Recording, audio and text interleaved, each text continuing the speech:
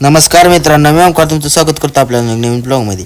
असं नाही, सगळं पहिल्यापासून बघा.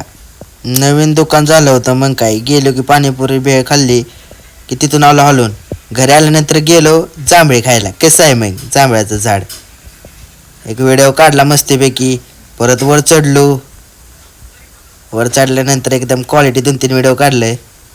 कसं आहे, कसा खातो या जांभळ. परत वाज घरी नेली जांभळं.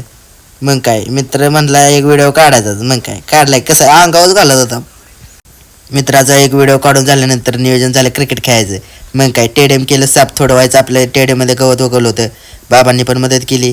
तोपर्यंत थोड्याच वेळात आपला मित्र आला टंप घेऊन.